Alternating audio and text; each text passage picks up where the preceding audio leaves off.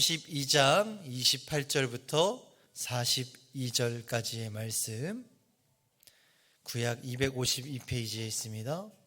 민수기 32장 28절부터 42절까지의 말씀을 우리 함께 다 찾으셨으면 한 목소리로 합독하도록 하겠습니다. 이에 모세가 그들에 대하여 제사장 엘르아살과 눈의 아들 여호수아와 이스라엘 자손의 지파의 수령들에게 명령하니라. 모세가 그들에게 이르되 갓 자손과 르우벤 자손이 만일 각각 무장하고 너희와 함께 요단을 건너가서 여호와 앞에서 싸워서 그 땅이 너희 앞에 항복하기에 이르면 길르앗 땅을 그들의 소유로 줄 것이니라. 그러나 만일 그들이 너희와 함께 무장하고 건너지 아니하면 그들은 가나안 땅에서 너희와 함께 땅을 소유할 것이니라. 갓 자손과 르우벤 자손이 대답하여 이르되 여호와께서 당신의 종들에게 명령하신 대로 우리가 행할 것이라. 우리가 무장하고 여호와 앞에서 가나안 땅에 건너가서 요단 이쪽을 우리가 소유할 기업이 되게 하리이다.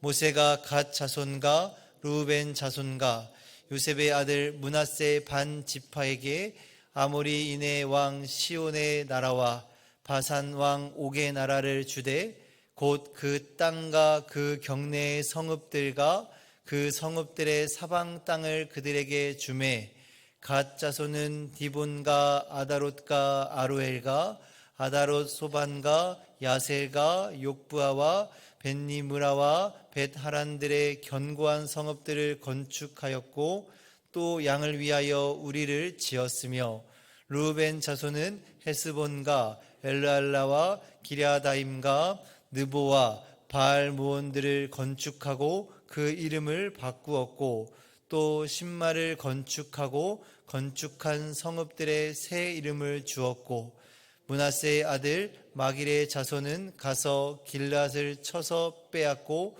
거기 있는 아모리인을 쫓아내매 모세가 길앗을 므낫세의 아들 마길에게 주매 그가 거기 거주하였고 므낫세의 아들 야일은 가서 그 촌락들을 빼앗고 하봇 야일이라 불렀으며 노바는 가서 그낫과 그 마을들을 빼앗고 자기 이름을 따라서 노바라 불렀더라. 아멘. 모세는 르우벤 지파와 이 갓 지파의 요청에 대제사장 엘르아살 그리고 모세의 후임자 여호수아 이스라엘 지파의 수령들에게 명령하고 있습니다. 민수기 32장 1절의 말씀을 보면요, 처음 르우벤 지파와 갓 지파가 찾아왔을 때에는 모세와 엘르아살과 그리고 회중의 지휘관들에게 찾아왔다라고 그렇게 기록하고 있습니다. 그러니까 오늘 본문의 말씀과 그리고 32장 1절의 말씀에 다른 점이 있다면 바로 여호수아가 추가되었다라는 것이죠. 여호수아가 왜 추가되었을까? 이것은 아마도 이제 앞으로 가나안 땅의 전쟁을 시작하기에 앞서서 그 전쟁의 실질적인 지휘관이 이 여호수아였기 때문에 여호수아가 추가되었던 것입니다. 그렇다면 우리가 32장에서 보았던 것처럼 이 르우벤 지파와 갓 지파가 이들을 찾아왔던 목적이 무엇이었습니까? 그것은 바로 요단 동편, 요단강을 건너가기 전에 그 땅을 자신들의 기업으로 달라는 것이었죠. 그래서 32장 1절의 말씀을 보면요, 르우벤 자손과 갓 자손은 심히 많은 가축대를 가졌더라. 그들이 야셀 땅과 길르앗 땅을 본즉 그곳은 목축할 만한 장소인지라 라고 기록하고 있습니다. 그러니까 이 두 지파가 왜 이 요단 동편의 땅을 원했는가에 대한 이유가 여기에 등장하고 있는 것이죠. 그것은 무엇입니까? 그들은 가축이 많았기 때문이었습니다. 이때 당시 가축이 많았다는 것은 무엇을 의미하고 있을까요? 그것은 바로 아마 이 두 자손이 매우 부유했다라는 것을 의미하고 있을 것입니다. 그래서 이 두 지파는 앞으로 미래에 하나님께서 약속하신 젖과 꿀이 흐르는 가나안 땅보다도 현재에 만족하며 살아가기를 원했던 것일지도 모르겠습니다. 반면에 하나님께서 약속하신 가나안 땅은 어떠한 땅이었습니까? 그 땅은요, 이 호락호락한 땅이 아니었어요. 민수기 13장 이하에 보면요, 가나안 땅의 정탐꾼들을 보내게 되죠.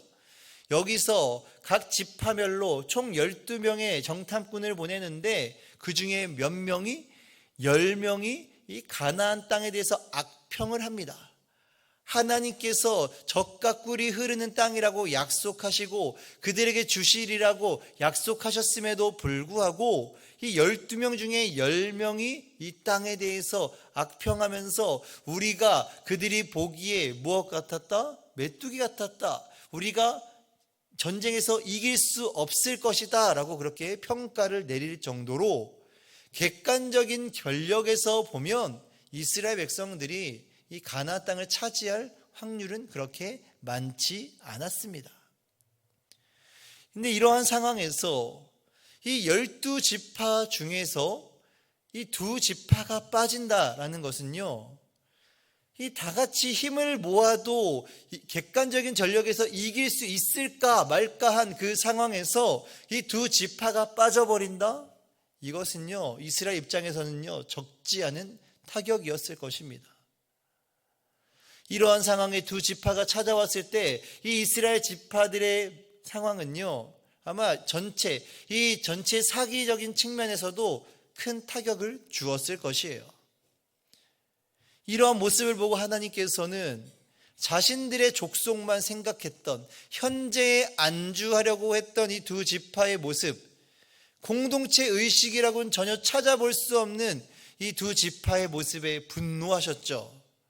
그리고 하나님께서 분노하신 이 모습은 마치 이들이 정탐했을 때의 모습과 마찬가지로 분노하셨다라고 그렇게 우리는 그 모습을 떠올리게 됩니다.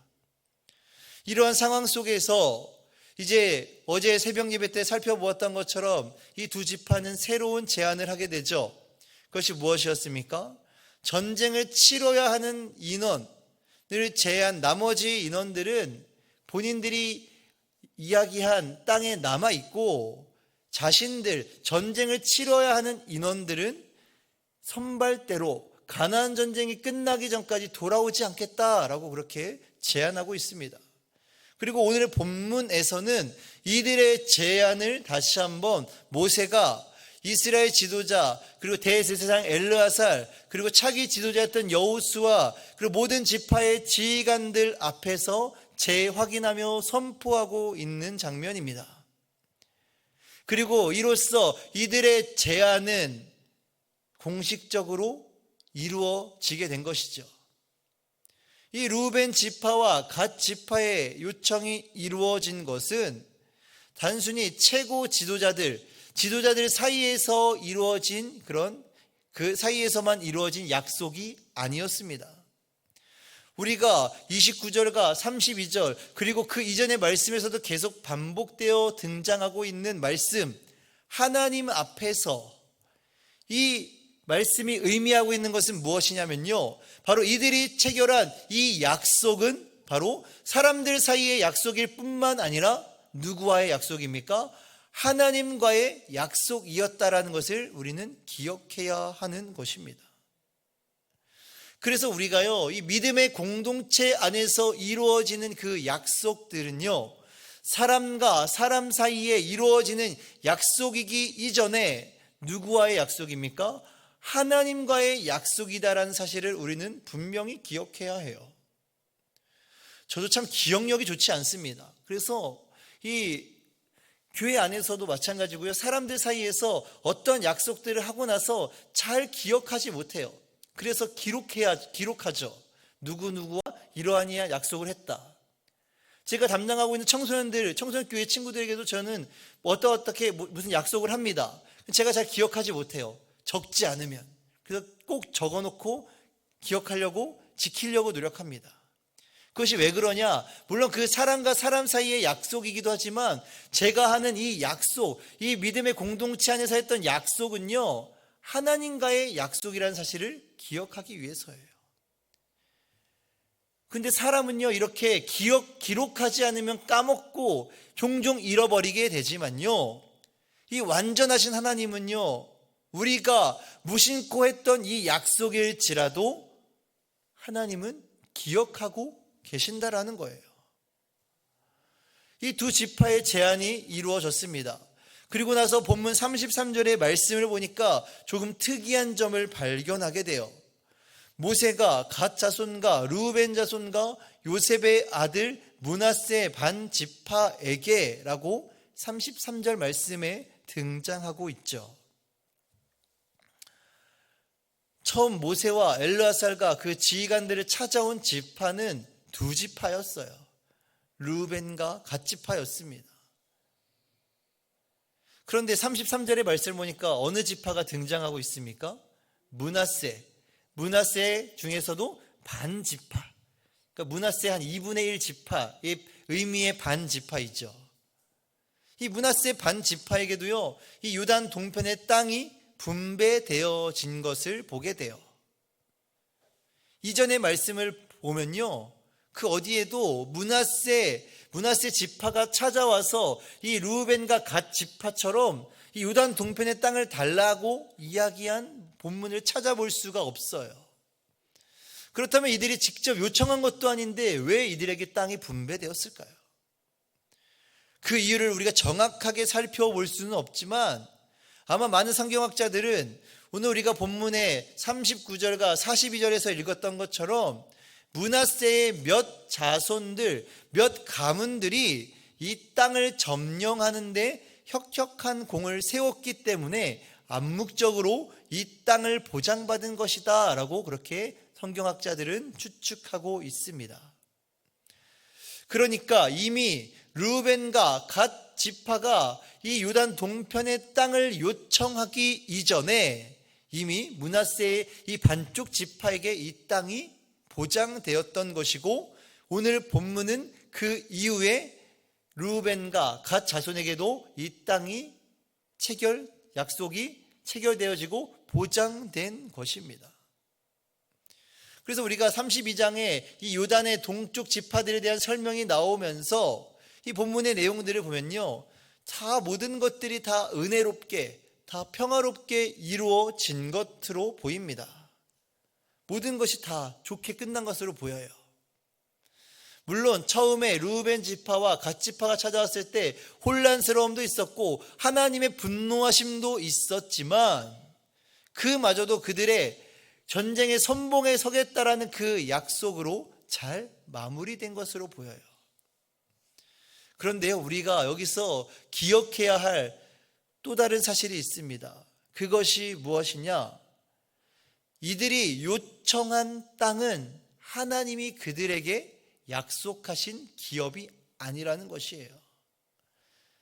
자신들의 욕심에 하나님이 약속하신 것이 아닌 것을 차지하게 된 것입니다.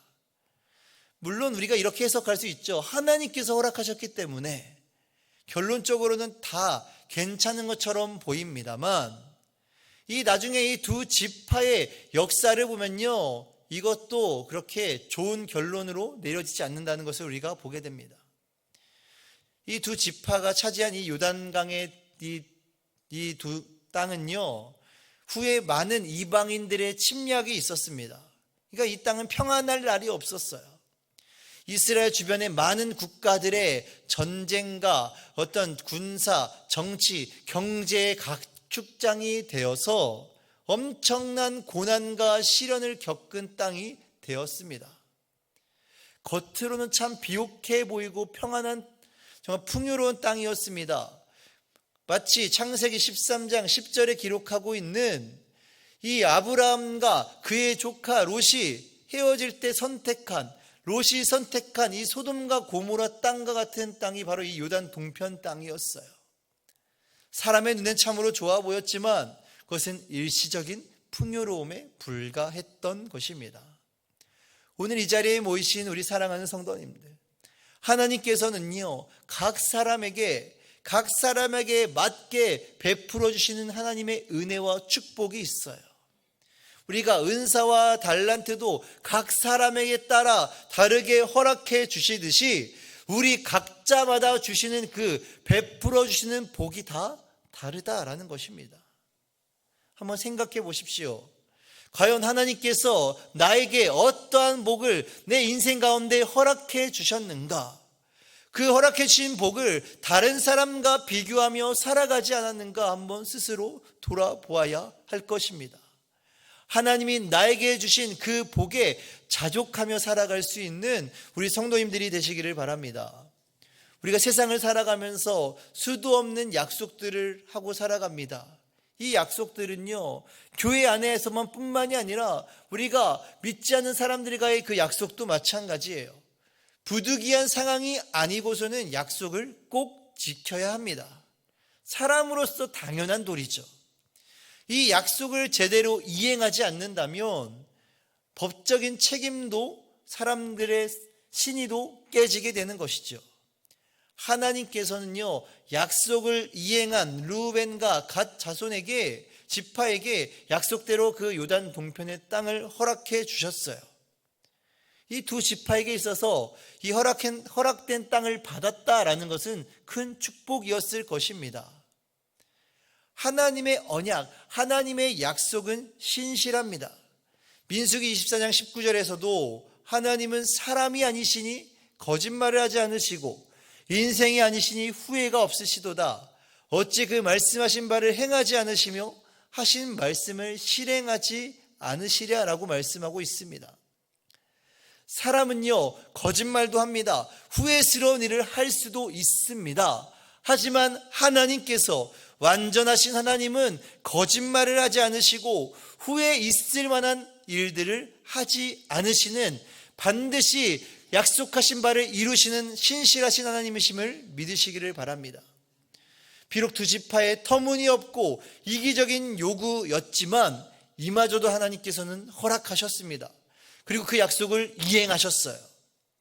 우리의 삶 가운데 때로는 이해할 수 없는 일들이 있을지라도 이 신실하신 하나님, 우리에게 약속하신 바를 반드시 이루시는 하나님, 우리를 가장 좋은 길로, 복된 길로 인도하시는 하나님을 신뢰하며 순종하며 나아갈 수 있는 우리 여기 계신 모든 성도님들이 되시기를 주님의 이름으로 간절히 축원합니다. 기도하겠습니다. 하나님, 이 세상을 살아갈 때에 우리의 사람의 시선이 아니라 하나님의 시선으로, 하나님의 마음으로 이 세상을 바라보게 하여 주시옵소서. 하나님께서 나에게 약속하신, 나에게 허락하신 그 복들을 놓치지 않는 우리 모두가 되게 하여 주시옵소서. 예수님의 이름으로 기도드립니다. 아멘. 우리 시간 함께 들은 말씀을 기억하며 적용하며 기도하며 나아갈 때 하나님, 우리에게 허락하신 그 복, 우리에게 허락하신 그